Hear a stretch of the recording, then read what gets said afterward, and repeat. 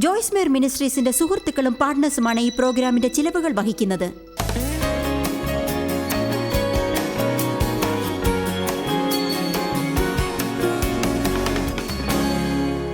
ആവർത്തന പുസ്തകം 8:1. ഞാൻ ഇന്ന് നിങ്ങൾക്ക് കൽപ്പിക്കുന്ന സകല കൽപ്പനകളും നിങ്ങൾ പ്രമാണിച്ച് നടക്കേണം. നിങ്ങൾ ഇതുപോലുള്ള കോൺഫറൻസുകളിൽ വന്ന് ചെയറിൽ സുഖമായിരിക്കുന്നു, അഥവാ ഞായറാഴ്ച തോറും പള്ളിയിൽ പോയിരിക്കുന്നു. മരിക്കുന്നത് വരെ ആഴ്ചകൾ തോറും നിങ്ങൾക്ക് ഇത് ആവർത്തിക്കാൻ പ്രയാസമുണ്ടാവില്ല. എന്നാൽ അതുകൊണ്ട് നിങ്ങൾക്ക്, ഞാൻ പറയുന്നത് കേൾക്കൂ, അത് നിങ്ങൾ കേട്ടത് പ്രകാരം നടക്കാഞ്ഞാൽ അതുകൊണ്ട് നിങ്ങൾക്ക് യാതൊരു പ്രയോജനവും ഉണ്ടാവാൻ പോകുന്നില്ല.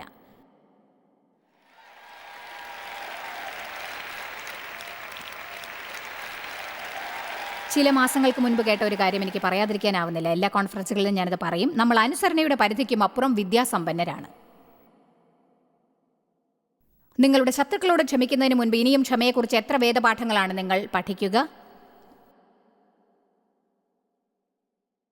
അതിനെക്കുറിച്ച് ഒരു സീരീസും കൂടി നിങ്ങൾ കേൾക്കേണ്ടി വരും. അതല്ലെങ്കിൽ ഒരിക്കൽ കൂടി പ്രെയർ ലൈനിൽ ചേരണം. അല്ല, നിങ്ങൾ എന്തെങ്കിലും ചെയ്യേണ്ടി വരും. നിങ്ങൾക്കറിയാമോ, നമുക്കിത് മുറുകെ പിടിക്കാം. ദൈവം ഒരിക്കലും ഒരു കാര്യം ചെയ്യാനുള്ള കഴിവ് നൽകാതെ അത് ചെയ്യാൻ നിങ്ങളോട് പറയില്ല.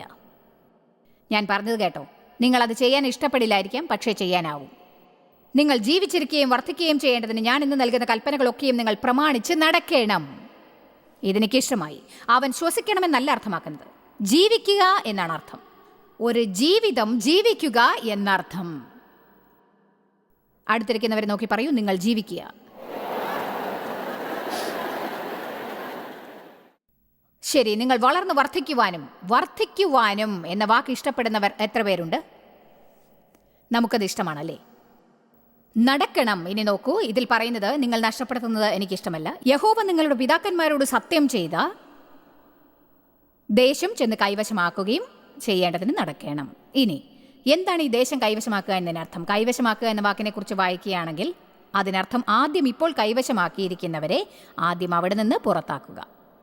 അതുകൊണ്ട് അവർക്ക് വാഗ്ദത്ത ദേശമുണ്ടായിരുന്നു, പക്ഷേ ആദ്യമേ വാഗ്ദത്ത ദേശത്ത് താമസിച്ചിരുന്നവർ ദൈവത്തിൻ്റെ ശത്രുക്കളായിരുന്നു. ആയതിനാൽ മരുഭൂമിയിലൂടെ നടത്തിയ യാത്ര യുദ്ധത്തിനുള്ള അവരുടെ പരിശീലനമായിരുന്നു. ദൈവം ആരാണെന്നവരെ പഠിപ്പിക്കുകയായിരുന്നു. അവർ ആരായിരുന്നു എന്നവരെ പഠിപ്പിക്കുകയാണ്. അവർ ആരാണ് എന്നറിയുവാനും യുദ്ധത്തിനായി താങ്കളെ തന്നെ ഒരുക്കി ദൈവ പൈതങ്ങളായ അവർക്ക് നിയമപ്രകാരം അവകാശപ്പെട്ട സ്ഥലത്ത് ചെന്ന് നിലയുറപ്പിക്കുവാനും വേണ്ടി ആയിരുന്നു അത്. അതുതന്നെയാണ് ഈ ആഴ്ച ഞാൻ നിങ്ങളെയും പരിശീലിപ്പിക്കുന്നത്. യേശുവിൽ നിങ്ങൾ ആരാണ് എന്നറിയണം. സാത്താൻ നിങ്ങളെ മോഷ്ടിക്കുന്നതിനെ തടയുക. അവൻ നുണ പറയുവാനും നിങ്ങളെ വഞ്ചിക്കുവാനും അനുവദിച്ചു കൊടുക്കരുത്. നിങ്ങൾ കുറ്റബോധത്തിനായി ഉണ്ടാക്കപ്പെട്ടവരല്ല. അതിനാൽ ഇനിയുള്ള ജീവിതത്തിൽ കുറ്റബോധത്തോടെ ജീവിക്കേണ്ടതില്ല. കാരണം ദൈവം നിങ്ങളെ സ്നേഹിക്കുന്നുണ്ടെന്നറിയാം. അവൻ നിങ്ങളെ സ്നേഹിക്കുന്നുണ്ടോ ഇല്ലയോ എന്ന് തോന്നിയാലും അവന് നിങ്ങളുടെ ജീവിതത്തെക്കുറിച്ച് ഒരു നല്ല പദ്ധതി ഉണ്ടെന്നറിയണം. അവൻ നിങ്ങൾക്കായി ഒരു പദ്ധതി ഒരുക്കിയിട്ടുണ്ടോ ഇല്ലേ എന്ന് തോന്നിയാലും ലോകം എന്ത് തന്നെ പറഞ്ഞാലും ദൈവം പറയുന്നത് നിങ്ങൾക്കറിയാം. നിങ്ങൾ എന്ത് വിശ്വസിക്കുന്നു എന്ന് തീരുമാനിക്കണം. അതിൽ നിന്ന് ഒന്നും നിങ്ങളെ മാറ്റില്ല എന്ന് ഇന്ന് നിങ്ങൾ തീരുമാനിക്കേണ്ടതാണ്. ഞാൻ ഇവിടെയേ നിൽക്കൂ, ഇവിടെ നിന്നും ഞാൻ ഒരിക്കലും മാറുകയില്ല. ആമേൻ.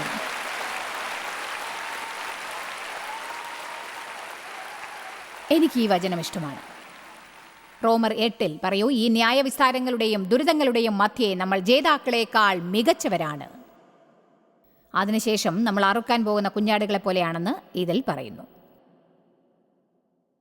എന്നാൽ അതിൻ്റെ മധ്യേയും നിങ്ങൾ ഇപ്പോൾ അറുക്കാൻ കൊണ്ടുപോകുന്ന ഒരു കുഞ്ഞാടിനെ പോലെയാണെന്ന് തോന്നുന്ന ഒരു അവസ്ഥയിലാണ് ഇപ്പോൾ എങ്കിലും നിങ്ങളുടെ ജീവിതത്തിൽ നടക്കുന്നതിനെപ്പറ്റി ഒന്നും തന്നെ നിങ്ങൾക്കിപ്പോൾ മനസ്സിലാവുന്നില്ലെങ്കിലും നിങ്ങളുടെ മനസ്സിൻ്റെ ആഴത്തിൽ നിങ്ങൾക്കറിയാവുന്നതിനേക്കാളും ഉപരി നിങ്ങളുടെ ഹൃദയത്തിൽ അറിയാവുന്നതിലേക്ക് പോകാം. ഇത് നിങ്ങളുടെ ഹൃദയത്തിലേക്ക് കടക്കും. നിങ്ങളുടെ മനസ്സ് അനുയോജിക്കാത്ത കാര്യങ്ങൾ നിങ്ങൾക്ക് അറിയാനാവും. എനിക്കറിയാം യേശു ജീവിച്ചിരിക്കുന്നു, അവൻ എനിക്കായി മരിച്ചിട്ടുണ്ട്, മരിച്ചവരിൽ നിന്ന് ഉയർത്തെഴുന്നേറ്റിട്ടുമുണ്ട്. അതെങ്ങനെ അറിയാം? ഞാനത് കണ്ടിട്ടില്ല, ഞാൻ അവിടെ ഇല്ലായിരുന്നു. കാര്യങ്ങൾ തെളിയിക്കാൻ നാം ആഗ്രഹിക്കുന്നത് പോലെ എനിക്ക് തെളിയിക്കാനാവുമോ? ഇല്ല. പക്ഷേ എനിക്കറിയാം, ഇയ്യോബ് പറഞ്ഞതുപോലെ ഭീകരമായ കൊടുങ്കാറ്റിന്റെ നടുവിലും എൻ്റെ രക്ഷകൻ ജീവിച്ചിരിക്കുന്നുണ്ട് എന്നെനിക്കറിയാം. നമുക്കെന്ത് തോന്നുന്നു എന്നതുകൊണ്ട് നമ്മൾ ഇനി ന്യായം വിധിക്കേണ്ടതില്ല. നമ്മൾ ചിന്തിക്കുന്നത് പോലെയും നമ്മുടെ വികാരങ്ങൾ ഏതിലൂടെയാണ് പറക്കുന്നത് എന്നതുപോലെയും നമുക്കിങ്ങനെ പറയാനാവും, എനിക്കറിയാം. 2-ാം വാക്യം, നിന്റെ ദൈവമായ യഹോവ നിന്നെ താഴ്ത്തുവാനും തന്റെ കൽപ്പനകൾ പ്രമാണിക്കുമോ ഇല്ലയോ എന്ന് നിന്നെ പരീക്ഷിച്ച് നിന്റെ ഹൃദയത്തിലിരിക്കുന്നത് അറിയുവാനായി നിന്നെ ഈ 40 സംവത്സരം മരുഭൂമിയിൽ നടത്തിയ വിധമൊക്കെയും നീ ഓർക്കണം. ഞാൻ ഒരു കാര്യം പറയട്ടെ, മരുഭൂമിയിൽ ദൈവത്തിന്റെ കൽപ്പന നിങ്ങൾ പാലിച്ചില്ലെങ്കിൽ മലമുകളിലും നിങ്ങളത് പാലിക്കില്ല. ഞാൻ പറയുന്നത് ശ്രദ്ധിച്ച് കേൾക്കണം. വിജയം നിങ്ങൾ ചിന്തിക്കുന്നതിനേക്കാൾ കൂടുതൽ ആപത്താണ്. എല്ലാവരും കേട്ടില്ലെന്ന് തോന്നുന്നു. വിജയം നിങ്ങൾ കരുതുന്നതിനേക്കാൾ അധികം അപകടമുള്ളതാണ്. കാരണം നമ്മൾ പ്രശ്നത്തിലകപ്പെടുമ്പോൾ ദൈവത്തെ വിളിക്കുന്നത് രസകരമാണ്. എന്നിട്ട് നമുക്ക് ആവശ്യമുള്ളത് കിട്ടിക്കഴിഞ്ഞാൽ നാം എത്ര വേഗമാണ് അവനെ മറക്കുന്നത്. അവനെ ഇനി വേണ്ടെന്ന് നാം കരുതുന്നു. അതാണ് ദൈവം പറഞ്ഞത്. നിങ്ങൾക്ക് ആവശ്യമുള്ളത് കിട്ടാതിരുന്നപ്പോഴും നിങ്ങൾ എന്നെ അനുസരിപ്പാനും എന്നെ സ്നേഹിക്കാനും നിങ്ങളെ പരിശീലിപ്പിക്കാനാണ് ഇത്രയും വർഷം വിട്ടയച്ചത്. അതിനുശേഷം ദൈവം പറയുന്നു, ഞാനത് ചെയ്തത് പാലും തേനും ഒഴുകുന്ന സകല നന്മകളും ഉള്ള മനോഹരമായ നാട്ടിലേക്ക് നിങ്ങളെ കൊണ്ടുപോകാനുള്ള സമയമാവും എന്നതുകൊണ്ടാണ്. നിങ്ങൾ ഇപ്പോൾ കടന്നു പോകുന്ന എല്ലാ കാര്യങ്ങളും ദൈവം നിങ്ങൾക്കായി ഏർപ്പെടുത്തിയിരിക്കുന്ന മുന്നേറ്റത്തിനുള്ള പരിശീലനമാണ്. എന്നാൽ ഈ ദുരിതത്തിന്റെ കാലങ്ങളിലെല്ലാം നിങ്ങൾ ദൈവത്തോട് വളരെ അടുക്കാനിടയാവും. അന്ന് നിങ്ങളുടെ ജീവിതത്തിൽ സകലവും നന്മയ്ക്കായി നടക്കുമെന്ന് പ്രത്യാശിക്കാനാവുന്നതാണ്. അവനെ കൂടാതെ ഒരു ദിവസം പോലും നിങ്ങൾക്ക് ജീവിക്കാനാവില്ല. കാരണം എല്ലാറ്റിനും മേൽ 3-ാം വാക്യം നോക്കാം. അവൻ നിന്നെ താഴ്ത്തുകയും നിനക്ക് വിശപ്പുണ്ടാക്കുകയും മനുഷ്യൻ അപ്പം കൊണ്ട് മാത്രമല്ല യഹോവയുടെ വായിൽ നിന്ന് പുറപ്പെടുന്ന സകല വചനം കൊണ്ടും ജീവിക്കുന്നു എന്ന് നിന്നെ ഗ്രഹിപ്പിക്കേണ്ടതിന് നീയും നിന്റെ പിതാക്കന്മാരും അറിഞ്ഞിട്ടില്ലാത്ത മന്ന കൊണ്ട് നിന്നെ പോഷിപ്പിക്കുകയും ചെയ്തു. അതിൻ്റെ അർത്ഥം എന്താണ്? ഞാനൊരു ഉദാഹരണം പറയാം. നമുക്ക് 25 വർഷം പുറകോട്ട് പോകാം. ദേവും ഞാനും മിനിസ്ട്രി ആദ്യമായി ആരംഭിച്ചപ്പോൾ എനിക്ക് 8 റേഡിയോ സ്റ്റേഷൻ ഒരേ സമയം പ്രോഗ്രാംസ് ഉണ്ടായിരുന്നെന്ന് തോന്നുന്നു. നമ്മൾ റേഡിയോയിൽ പ്രോഗ്രാം ചെയ്യുമ്പോൾ ജനങ്ങൾക്ക് നമ്മുടെ ശബ്ദം കേൾക്കാൻ കാണാനാവില്ല. എന്നാൽ ജനങ്ങളിൽ നിന്ന് ഉത്തരമൊന്നുമില്ലെങ്കിൽ അവർ കേട്ടോ എന്നറിയില്ലല്ലോ. അതുകൊണ്ട് ഏതെങ്കിലും കത്തുകൾ പോസ്റ്റ് ബോക്സിൽ വന്നിട്ടുണ്ടാവുമെന്ന് ഞാൻ മെയിൽ നോക്കാൻ പോവും. എന്നെ സംബന്ധിച്ച് അതൊരു വൻ കാര്യമായിരുന്നു. എന്തുമാത്രം ഉണ്ടായിരിക്കണമോ അതിനേക്കാളേറെയായിരുന്നു. ഞാനത് നോക്കാൻ പോകുമ്പോഴെല്ലാം അതിലൊന്നും ഇല്ലെങ്കിൽ എനിക്ക് നിരാശ തോന്നും. പലപ്പോഴും അതിലൊന്നും ഉണ്ടായിരിക്കില്ല. കാരണം എൻ്റെ സന്തോഷം പോസ്റ്റ് ബോക്സിലാവുന്നത് ദൈവത്തിന് ഇഷ്ടമല്ല. ആമേൻ. അങ്ങനെ ഞാൻ പോസ്റ്റ് ബോക്സിലേക്ക് ചെന്ന് അതിലൊന്നും കണ്ടില്ലെങ്കിൽ എനിക്ക് നിരാശ തോന്നും. അപ്പോൾ എൻ്റെ ജീവിതത്തിലെ ദൈവവിളിയിൽ എനിക്ക് സംശയമുണ്ടാവും. പിന്നീട് ഞാൻ പഴയ ആവർത്തനത്തിലേക്ക് പോകും. ഇത് ദൈവമായിരിക്കില്ല, ഞാനിതിന് വിളിക്കപ്പെട്ടിട്ടുണ്ടാവില്ല, ഇതെൻ്റെ വെറും മണ്ടത്തരമായിരിക്കും, എനിക്ക് സുവിശേഷം പ്രസംഗിക്കാനാവുമെന്ന് ഞാൻ എന്തുകൊണ്ടാണ് കരുതിയത്, നമ്മൾ വിശന്ന് മരിക്കും, നമ്മൾ എന്താണ് ചെയ്യുക, നമുക്കിനി ദുരിതം അനുഭവിക്കേണ്ടി വരുമോ, നമ്മളിനി കഷ്ടപ്പെടുമോ, ഞാൻ ജോലി ഉപേക്ഷിച്ചു. ആർക്കെങ്കിലും ഇത് പരിചയമുണ്ടോ? ശരി, നിങ്ങൾക്ക് എന്ത് ദർശനമുണ്ടായാലും എല്ലാം ഇതുപോലെ തന്നെയായിരിക്കും. അതുകൊണ്ട് അങ്ങനെ നമുക്ക് വെറുതെ ഒരു ഭീതി തോന്നും. നമ്മൾ അവിടെ എത്തുന്നതിന് മുൻപ്, അതായത് അവിടെ എത്തിച്ചേരുന്നതിന് മുൻപ് ഭയം തോന്നുകയാണെങ്കിൽ ഭയം മാറില്ല. അങ്ങനെ ഒരു ദിവസം ഞാൻ പോസ്റ്റ് ബോക്സ് നോക്കാനായി പോവുകയായിരുന്നു. ഞാൻ റോഡിൽ എവിടെയായിരുന്നു എന്ന് ഇപ്പോഴും ഓർമ്മയുണ്ട്. ഞാൻ സ്റ്റോപ്പ് ലൈറ്റ് ഇടത്തോട്ട് വണ്ടി തിരിക്കാൻ തയ്യാറാവുകയായിരുന്നു. ഇടത്തൊരല്പം മുന്നോട്ട് പോയാൽ വലതു ഭാഗത്താണ് പോസ്റ്റ് ഓഫീസ്. PO ബോക്സ് 655 ഇന്നും അന്നത്തെ പോലെ തന്നെയുണ്ട്. എനിക്ക് അന്ന് കുറച്ച് കത്തുകൾ കിട്ടണം എന്നുണ്ടായിരുന്നു. ഞാൻ കരുതി അതിൽ നിറയെ എഴുത്തുകൾ ഉണ്ടായിരുന്നെങ്കിൽ ആ ദിവസം വളരെ സന്തോഷമായിരിക്കും. അങ്ങനെ ഞാൻ കാർ തിരിക്കാൻ തയ്യാറായിരിക്കുമ്പോൾ ദൈവവുമായി ഒരല്പം വാഗ്വാദം നടത്തിക്കൊണ്ടിരുന്നു. ഞാൻ പറഞ്ഞു, ദൈവമേ, എൻ്റെ പോസ്റ്റ് ബോക്സിൽ ഒരു കത്തെങ്കിലും വേണം. ഇതങ്ങേക്ക് വലിയൊരു കാര്യമൊന്നും അല്ലല്ലോ. പോസ്റ്റ് ബോക്സിന് വലിയ വലിപ്പമൊന്നുമില്ലല്ലോ. അത് നിറയ്ക്കാൻ അങ്ങേക്ക് ഒരു പ്രയാസവും ഉണ്ടാവില്ല.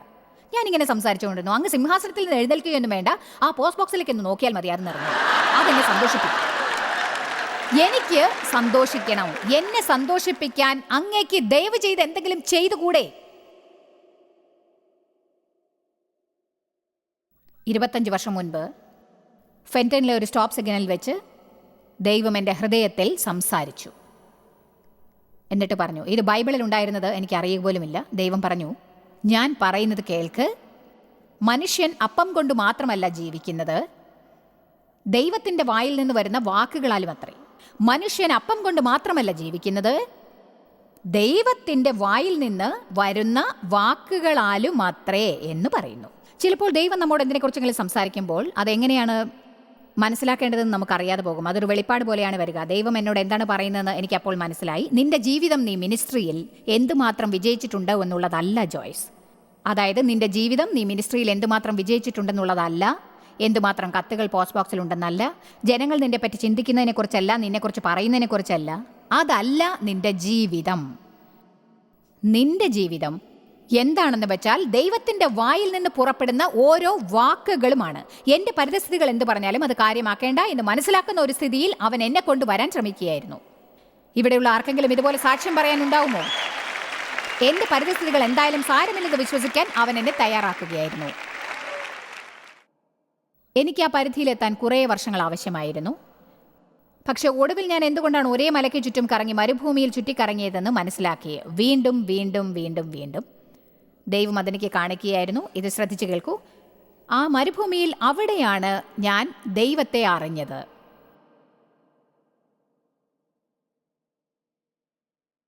അവിടെയാണ് യഥാർത്ഥത്തിൽ ഞാൻ ദൈവത്തെ വിശ്വസിക്കാൻ തുടങ്ങിയത്. അവിടെയാണ് എൻ്റെ മക്കളുടെ ഷൂസിനും എൻ്റെ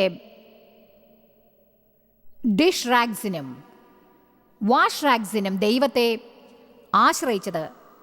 അന്ന് ഞാൻ പ്രാർത്ഥിച്ചത് എന്തിനായിരുന്നു എന്ന് എഴുതിയ പുസ്തകങ്ങൾ ഇന്ന് നോക്കുമ്പോൾ വളരെ മണ്ടത്തരമായി എനിക്ക് തോന്നുന്നു. പ്രിയപ്പെട്ട ദൈവമേ, എനിക്ക് കുറച്ച് പുതിയ വാഷ് റാഗ്സ് വേണം.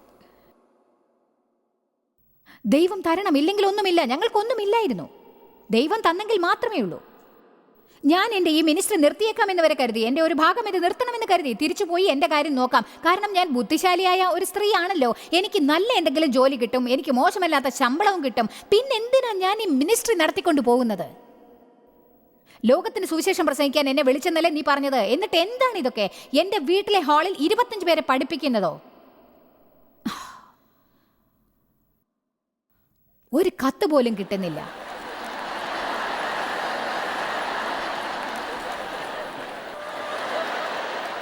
അപ്പോൾ ദേവ് എഞ്ചിനീയറിംഗ് ഫീൽഡിൽ ജോലി ചെയ്തുകൊണ്ടിരിക്കുകയായിരുന്നു. വർഷം തോറും അദ്ദേഹത്തിന് ബോണസും കിട്ടും. ആ കാലത്തത് $1200 മറ്റോ ആയിരുന്നു. അതായിരുന്നു വർഷത്തിൽ ഞങ്ങളുടെ അധിക വരുമാനം. അത് ഞങ്ങൾ സേവിങ്സ് അക്കൗണ്ട്സിൽ നിക്ഷേപിക്കും. അതൊരിക്കലും നിർത്തിയിരുന്നില്ല. അതവിടെ നിന്ന് ഇളകും. പുതിയ ടയർ വേണം, വേറെന്തെങ്കിലും വേണം, ഫ്രിഡ്ജിന് റിപ്പയർ ഉണ്ടാവും, ഒരു കുഞ്ഞിന് അസുഖമുണ്ടാവും, അങ്ങനെ ഓരോന്നോരോന്നായി വരും. അപ്പോൾ $300 അതിൽ നിന്ന് എടുക്കേണ്ടി വരും. അപ്പോൾ ഞങ്ങൾക്ക് പേടിയായി തുടങ്ങും. അപ്പോൾ ദേവ് എന്നോട് വിളിച്ച് പറയും, എനിക്കിത് നിന്നോട് പറയാൻ ഇഷ്ടമല്ല. കാറിൻ്റെ ടയർ വരുന്ന വഴിക്ക് പഞ്ചറായ ഒരു പുതിയ ടയർ വാങ്ങണം. ഞാനുടനെ നിലവിളിക്കും, ഞാനിത് വിശ്വസിക്കില്ല. എന്തെങ്കിലും പണം ചേർക്കുമ്പോഴേക്കും സാത്താൻ അത് എടുത്തുകൊണ്ട് പോകുന്നു. എനിക്കിത് സഹിച്ച് മടുത്തു. എന്നാണ് നമ്മുടെ ജീവിതത്തിൽ നല്ലതെന്തെങ്കിലും നടക്കുക? എനിക്കറിയില്ല. Come on. എൻ്റെ കൂടെ കൂടാൻ ഇവിടെ ചിലരെങ്കിലും ഉണ്ടാവുമല്ലേ?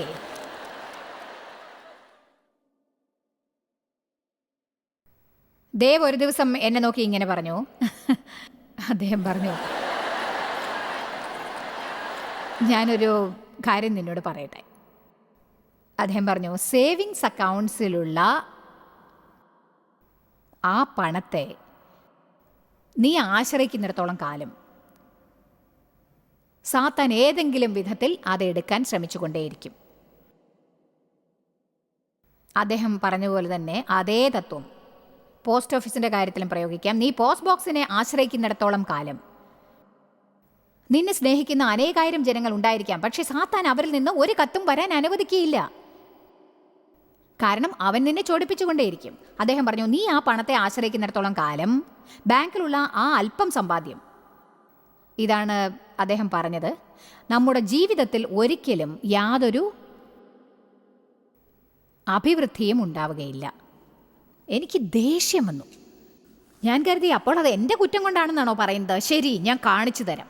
ഞാൻ ബാങ്കിലൂടെ പണം മുഴുവനും എടുത്ത് ചിലവാക്കി. ഞാൻ പറഞ്ഞു, കണ്ടോ, ഇപ്പോൾ നിങ്ങൾക്ക് സന്തോഷമായല്ലോ, ഞങ്ങൾ മൊത്തം കാലിയാക്കി, അതിലൊന്നുമില്ല.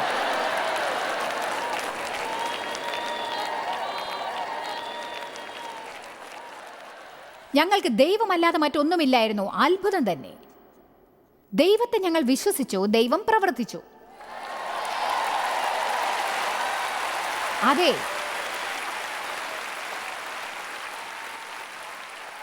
ഞാനിത് മരുഭൂമിയിൽ വെച്ച് പഠിച്ചു. ദൈവത്തിൻ്റെ വിശ്വസ്തത. ഓ ദൈവമേ, നിങ്ങൾ അവിടെ ഇരുന്നു കൊണ്ട് എന്നെ പുകഴ്ത്തരുത്. ഇന്ന് ഞങ്ങൾ ഇവിടെ നിൽക്കുന്നുണ്ടെങ്കിൽ എന്തിലൂടെയെല്ലാം ഞങ്ങൾക്ക് കടന്നു പോകേണ്ടി വന്നിരുന്നു എന്ന് നിങ്ങൾക്കറിയാമോ? ഓ ദൈവമേ, വർഷങ്ങളോളം $20 കൊണ്ട് ആവശ്യമുള്ള സാധനങ്ങൾ കഷ്ടിച്ച് വാങ്ങേണ്ടി വന്നിട്ടുണ്ട്. അന്ന് ഞങ്ങൾക്ക് 3 മക്കളുണ്ടായിരുന്നു. എല്ലാവരും കുട്ടികളായിരുന്നു. സ്കൂൾ ഷൂസ് വേണം. ഞാൻ ഓരോന്നും ഗാരേജ് സെയിലിൽ ചെന്നാണ് വാങ്ങിക്കാറ്. ഗാരേജ് സെയിലിനെ ഞാൻ വിശ്വസിച്ചു.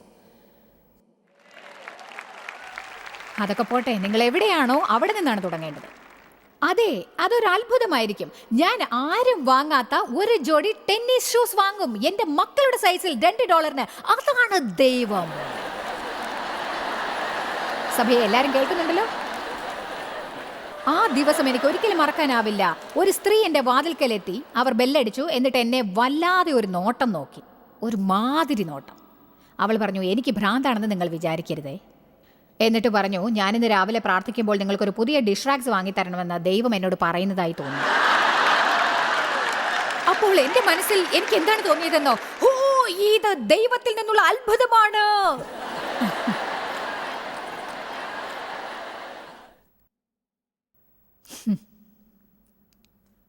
ഞാൻ പറയുന്നത് എന്താണെന്ന് നിങ്ങളിൽ ചിലർക്ക് അറിയാമായിരിക്കും. ഞാൻ ഒരു കാര്യം പറയട്ടെ. ഇപ്പോൾ നിങ്ങൾ ഇരിക്കുന്ന സ്ഥലത്തെ വെറുക്കുന്നത് നിർത്തുക. കാരണം ചില കാരണങ്ങളാൽ നിങ്ങളുടെ ജീവിതത്തിൽ ഏറ്റവും മനോഹരമായ സ്ഥലങ്ങളിൽ ഒന്നിലാണ് നിങ്ങൾ. കാരണം നിങ്ങൾ ദൈവത്തെ വ്യക്തിപരമായി അറിയാൻ വന്നിരിക്കുകയാണ്. ഈ പുസ്തകത്തിൽ എഴുതിയത് നടക്കും എന്ന് നിങ്ങൾ കണ്ടുപിടിക്കും. ദൈവം വിശ്വസ്തനാണെന്ന് നിങ്ങൾ കാണുകയാണ്. അവൻ നിങ്ങളെ കൈവെടിയുകയില്ല, ഉപേക്ഷിക്കുകയുമില്ല. എന്നിട്ട് ദൈവം നിങ്ങളെ നല്ല ഒരു സ്ഥലത്തേക്ക് കൊണ്ടുവരും. എന്താണ് അതിൻ്റെ അർത്ഥമെന്നോ? നിങ്ങൾ ആ സ്ഥലത്തെത്തുമ്പോൾ അവന് എപ്പോഴും അധികം ആവശ്യമുണ്ടാവില്ല. പണ്ടത്തെ പോലെ നിങ്ങൾക്ക് അസ്വസ്ഥതകൾ ഉണ്ടാവുകയില്ല. വചനത്തിൽ കൂടുതൽ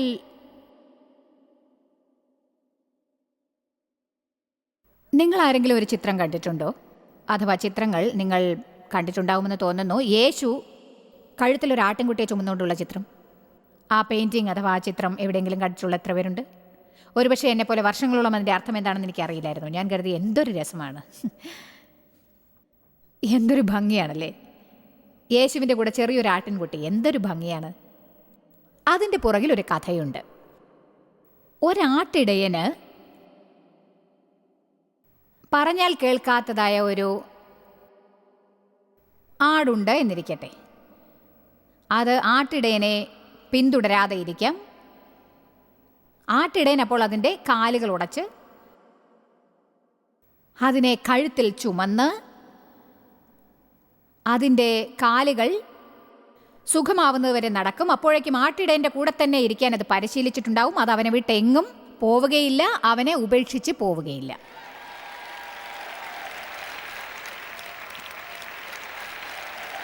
ഓ ഹല്ലേലൂയ! നിങ്ങൾ ചിലരുടെ ആത്മീക കാലുകൾ ഉടച്ചു വെച്ചിരിക്കുകയാണ്.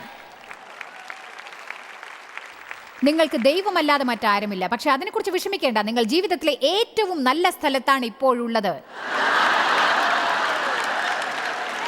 അതുകൊണ്ട് ദൈവം നിങ്ങളെ കൊണ്ടുപോകുന്ന പാലും തേനും ഒഴുകുന്ന നാട്ടിലേക്ക് ചെല്ലാൻ നിങ്ങൾ പ്രാപ്തരാകും. വാഗ്ദാനങ്ങളെക്കുറിച്ച് സംസാരിക്കുന്നത് നിർത്തി നിങ്ങൾക്ക് വാഗ്ദാനങ്ങളിൽ ജീവിക്കാൻ സാധിക്കും. എന്നിട്ട് നിങ്ങൾ സമൃദ്ധിയിൽ ജീവിക്കും. നിങ്ങൾക്കും കൂടാതെ മറ്റുള്ളവർക്കും വേണ്ടത്ര നിങ്ങൾക്ക് സമൃദ്ധി ഉണ്ടാവും. ദൈവത്തിൽ നിന്ന് വേർപിരിയാൻ നിങ്ങൾ ധൈര്യപ്പെടില്ല. കാരണം നിങ്ങൾക്ക് അവനെ കൂടാതെ ജീവിക്കാൻ സാധിക്കുകയില്ല. ആമേൻ.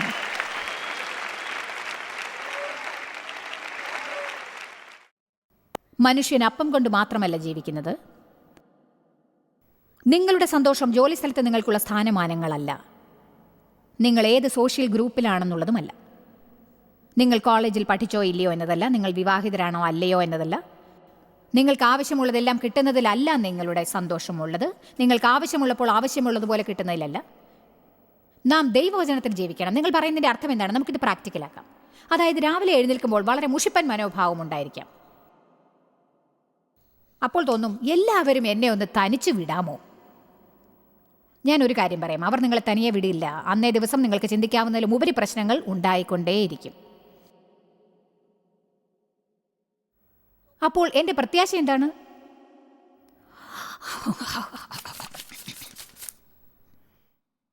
എൻ്റെ ആത്മാവെ എന്തിനു വിഷാദിക്കുന്നു? ദൈവത്തിൽ പ്രത്യാശിക്കുക.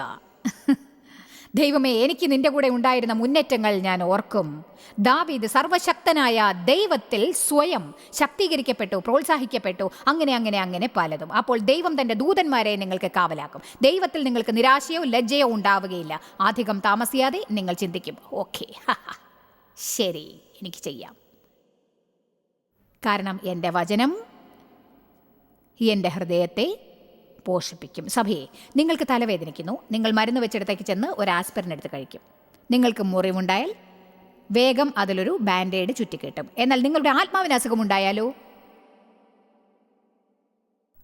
അതെ, നിങ്ങൾക്ക് സന്തോഷം നഷ്ടപ്പെട്ടിട്ടുണ്ടെങ്കിൽ, നിങ്ങൾക്ക് പ്രത്യാശ നഷ്ടപ്പെട്ടാൽ, ആരെങ്കിലും നിങ്ങളെ വേദനിപ്പിച്ച് നിങ്ങൾ കോപിച്ചാൽ, അതിൽ നിന്ന് വിമോചിതരാവാൻ സാധിക്കില്ലെന്ന് വിചാരിച്ചാൽ, ഒരു ആസ്പിരിനോ നെർവ് പിൽസിനോ വേദന സംഹാരിക്കോ ബാൻഡേഡിനോ അത് ശരിയാക്കാൻ സാധിക്കില്ല. എന്നാൽ അതിനൊരു പോംവഴിയുണ്ട്. ദൈവവചനത്തിൽ അതിന് വേണ്ടതായ പോംവഴികളുണ്ട്. നമുക്കതിന് ഒരു ചെറിയ വർക്ക്ഷോപ്പ് ചെയ്ത് നോക്കി അതുകൊണ്ടുള്ള പ്രയോജനം ഒന്ന് കാണാം. ശരി, ഞാൻ എൻ്റെ ബൈബിളിൽ മത്തായി 5 വായിക്കാം. എൻ്റെ ബൈബിളിൽ പല വചനങ്ങളുടെയും അടിയിൽ ഞാൻ വരച്ചിട്ടുണ്ട്. ചിലപ്പോൾ അങ്ങനെ വരയ്ക്കുന്നത് എനിക്കിഷ്ടമാണ്. ആത്മീക പരിവേഷം എന്ന് ഞാനതിനെ വിശേഷിപ്പിക്കാറുമുണ്ട്. എന്നാൽ ചിലപ്പോൾ അതും നമ്മുടെ ജീവിതത്തെ സംരക്ഷിക്കും. അതുകൊണ്ട് ഇതാ, നമുക്ക് ഈ വചനം വായിക്കാം. ഞാൻ നിങ്ങളോട് പറയുന്നു, ശത്രുക്കളെ സ്നേഹിപ്പിൻ, നിങ്ങളെ ഉപദ്രവിക്കുന്നവർക്ക് വേണ്ടി പ്രാർത്ഥിപ്പിൻ. കോപത്തോടെ ഇരിക്കരുത്. സ്വർഗസ്ഥനായ നിങ്ങളുടെ പിതാവിൻ്റെ പുത്രന്മാരായി തീരേണ്ടതിന് തന്നെ. അടുത്ത പേജ് മറിച്ചു നോക്കൂ. അതിൽ പറയുന്നു, നീയോ ഭിക്ഷ കൊടുക്കുമ്പോൾ രഹസ്യത്തിലായിരിക്കട്ടെ, രഹസ്യത്തിൽ കാണുന്ന നിന്റെ പിതാവ് നിനക്ക് പ്രതിഫലം തരും. ഓ, ഞാൻ ചെയ്യുന്ന നല്ല കാര്യങ്ങളെക്കുറിച്ച് അഹങ്കരിക്കാൻ പാടില്ല. ഞാൻ വായ തുറക്കാതെ ദൈവത്തിനായി കാത്തിരിക്കണം. പിന്നെ 6-ാമത്തെ വാക്യത്തിൽ ദൈവം പ്രതിഫലം നൽകും. ഇനി 18-ാം വാക്യം നോക്കാം. ദൈവം പ്രതിഫലം നൽകും. ഇനി 25-ാം വാക്യം നോക്കാം. വ്യാകുലപ്പെടാതിരിപ്പിൻ. 31-ാം വാക്യം, വ്യാകുലപ്പെടാതിരിപ്പിൻ. 34-ാം വാക്യം നോക്കാം. വ്യാകുലപ്പെടരുത്. ഇനി 7-ാം അധ്യായം, മറ്റുള്ളവരെ വിധിക്കുന്നതും വിമർശിക്കുന്നതും കുറ്റം പറയുന്നത് നിർത്തുക, ഇല്ലെങ്കിൽ നിങ്ങളും വിധിക്കപ്പെടും, വിമർശിക്കപ്പെടും, കുറ്റപ്പെടുത്തപ്പെടും. ഓ, എന്താണത്? മറ്റുള്ളവർ നിങ്ങൾക്ക് ചെയ്യണമെന്ന് നിങ്ങൾ ആഗ്രഹിക്കുന്നത് അവർക്കും ആദ്യം ചെയ്യുവിൻ. ദൈവമേ, ഇത് വായിക്കുമ്പോൾ എനിക്ക് തോന്നുന്നു എൻ്റെ പത്രം പുറത്തെടുത്ത് വായിക്കുന്നതാണ് നല്ലത് എന്ന്. അതിൽ ഒരു തലയോട് കണ്ടെന്നും പരിണാമ സിദ്ധാന്തത്തെക്കുറിച്ചെല്ലാം കണ്ടുപിടിച്ചെന്നും മനുഷ്യൻ കുരങ്ങിൽ നിന്നുണ്ടായതാണെന്നും ഒക്കെയുണ്ട്. ഹോളിവുഡിൽ എന്തൊക്കെ നടക്കുന്നു എന്നതിൽ വായിക്കാം. അല്ലെങ്കിൽ ഇന്നത്തെ എൻ്റെ ജീവിതം രക്ഷിക്കാനായി ഏതാനും മിനിറ്റുകൾ വേദപുസ്തകം വായിക്കാം. ആ നിമിഷങ്ങളിൽ കരുണ കാണിക്കാനും ജനങ്ങളോട് ക്ഷമിക്കാനും അവരെ വിമർശിക്കാതെ, കുറ്റം പറയാതെ, അവരെക്കുറിച്ച് ദൈവത്തിന് നിരക്കാത്ത കാര്യങ്ങൾ പറയാതെ, അവരെ വേദനിപ്പിക്കാതെ രഹസ്യമായി നല്ലത് ചെയ്യുക. ദൈവം എപ്പോഴും നമ്മെ കാണുന്നു. അവനിൽ നിന്ന് നമുക്ക് പ്രതിഫലം കിട്ടും. നിങ്ങൾ ആത്മാർത്ഥതയുള്ളവരാണെങ്കിൽ ഈ പുസ്തകത്തിൽ 5 മിനിറ്റ് രാവിലെ ചിലവഴിച്ചാൽ ജീവിതം രക്ഷിക്കാൻ സാധിക്കും. ആമേൻ. TV-യിലൂടെ ഇത് കണ്ടുകൊണ്ടിരിക്കുന്ന നിങ്ങളെല്ലാവരും ഒരു ബൈബിൾ വാങ്ങണം എന്ന് ഞാൻ പറയുന്നു. വിവിധ ഭാഷകളിലുള്ള പരിഭാഷകൾ ഇപ്പോൾ ധാരാളമുണ്ട്. അവയിൽ നിങ്ങൾക്ക് യോജിച്ചത് വാങ്ങൂ. പക്ഷേ അവയിൽ ചിലത് മറ്റുള്ളതിനേക്കാൾ കൂടുതൽ എളുപ്പത്തിൽ മനസ്സിലാക്കാൻ സാധിക്കും. വളരെ എളുപ്പമാണ്. ഞാൻ ഉപയോഗിക്കുന്നത് വിശദീകരിച്ച ബൈബിളാണ്. പക്ഷേ നിങ്ങൾക്ക് ഏത് വേണമെങ്കിലും ഉപയോഗിക്കാം. ഉടൻ വാങ്ങി അത് വായിക്കാൻ ആരംഭിക്കൂ. എന്നാൽ ബൈബിൾ വാങ്ങിയിട്ട് വിലാപങ്ങൾ വായിക്കാൻ ആരംഭിക്കരുത് എന്ന് ഞാൻ നിങ്ങളെ പ്രത്യേകം ഓർമ്മിപ്പിക്കുന്നു. മനസ്സിലായോ? വേറെ എന്തെങ്കിലും വായിക്കൂ. സങ്കീർത്തനങ്ങൾ വായിക്കാൻ ശ്രമിക്കാം. സദൃശവാക്യങ്ങൾ മുഴുവനും ജ്ഞാനം നൽകുന്ന വചനങ്ങളാണ്. അല്ലെങ്കിൽ യോഹന്നാൻ വായിക്കാം. യേശു വചനമായത് എങ്ങനെയെന്ന് ഞാൻ വായിച്ചത് അതിലുണ്ട്. ബൈബിൾ ഒറ്റയടിക്ക് മുഴുവനും വായിച്ചു തീർക്കാനാവില്ലല്ലോ എന്ന് വിചാരപ്പെടേണ്ട ആവശ്യമേ ഇല്ല.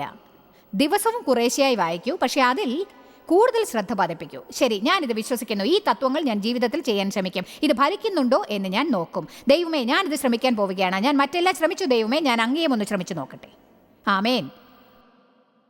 ഞങ്ങളുടെ പരിപാടി കണ്ടുകൊണ്ടിരിക്കുന്ന നിങ്ങളിൽ എത്ര പേരാണ് ഇന്നു മുതൽ ഇത് പരിശീലിച്ച് നോക്കുമെന്ന് തീരുമാനിച്ചിരിക്കുന്നത്? നിങ്ങളൊരു തീരുമാനമെടുത്തിട്ടുണ്ടോ? അത് കാര്യമായി എടുത്തിരിക്കുകയാണോ? യേശുവിൽ വിശ്വസിക്കുന്ന നിങ്ങൾ ദൈവവചനത്തെക്കുറിച്ച് ധാരാളം കേൾക്കാറുണ്ട്. എന്നാൽ ദൈവവചനത്തെക്കാൾ വിലമതിപ്പുള്ളത് മറ്റൊന്നും തന്നെ ഇല്ല എന്ന് നിങ്ങൾ മനസ്സിലാക്കണം എന്ന് ഞാൻ ആഗ്രഹിക്കുന്നു.